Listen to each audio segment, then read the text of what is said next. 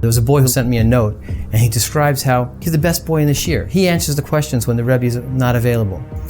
And he writes, imagine how I'm standing there on Yom Kippur thinking about the things I've read and the things I've seen, knowing I'm going to do it again.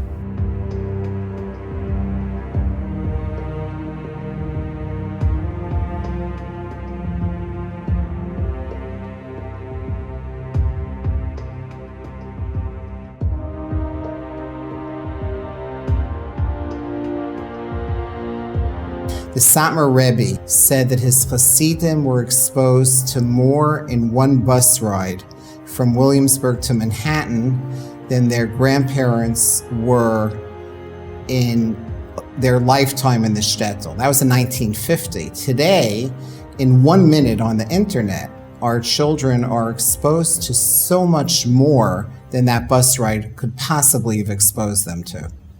The average first exposure to pornography in children today is 11 years old. Children that are 11 years old are going home, doing homework, and usually by accident the first time, they're exposed to inappropriate content. They often wish they could rewind the clock because they say once they see it, these images come into their heads in a way that's very, very hard to get rid of. And it's tragic. It's really hurtful to see.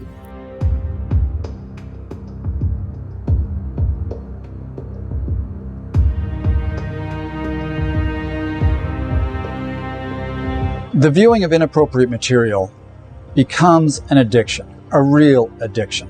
When we deal with addictive behaviors, there are literally neural pathways in the brain that start changing. There are pleasure centers in the brain that start being created, that start being depended upon.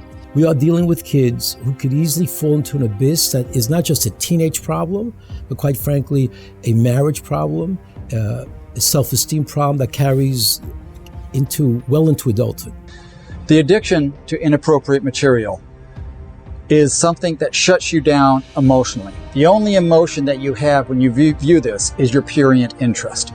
So when you're addicted to the viewing of inappropriate material, how can you have a loving relationship, a normal relationship with a wife, with family members, with your children?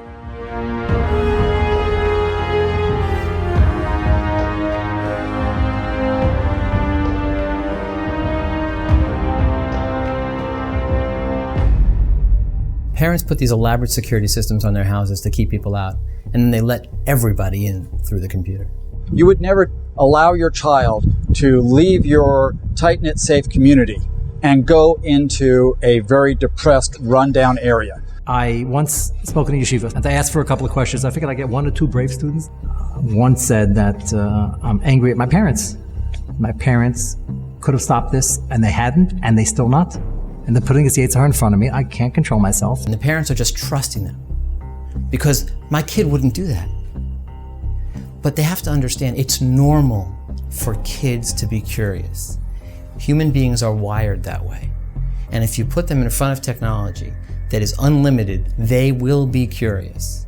People don't want to accept that their really good kid could get sucked into these dangers. On the surface, they're still good kids, they're still showing up, trying to daven, trying to learn. And then on the other side, they know of the secret, dark reality that's also part of their life, but that they can't share with anyone. They don't even have the tools to fight it and talk about it because there's just tremendous guilt and there's tremendous fear. What are the parents going to say? What are the teachers going to say? Be thrown out of yeshiva.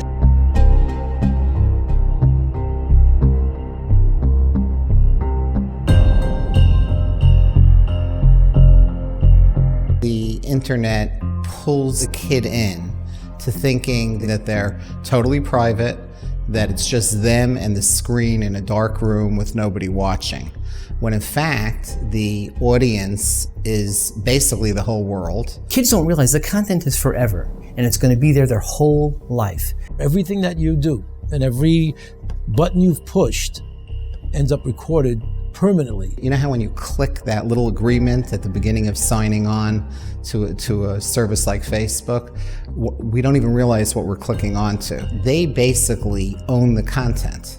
When you have a posting on Facebook, that becomes literally part of your permanent record that is hard to expunge later on. Once it's on the internet, once it's there, we don't know where it's gone. and it can easily come back to haunt you.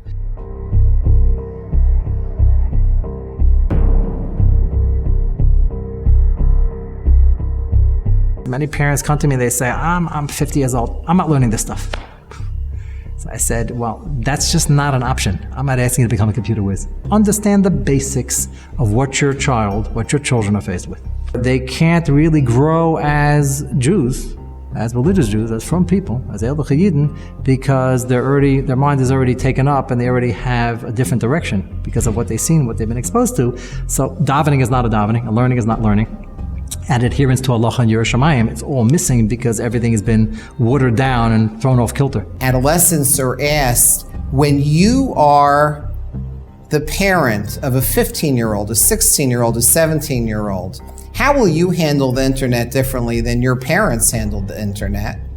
What's amazing to me is most kids say, I'm going to be much more strict. And a parent has this false sense of security, that my child's on the internet, I have a filter, all is good. All is not good. Filters won't do it.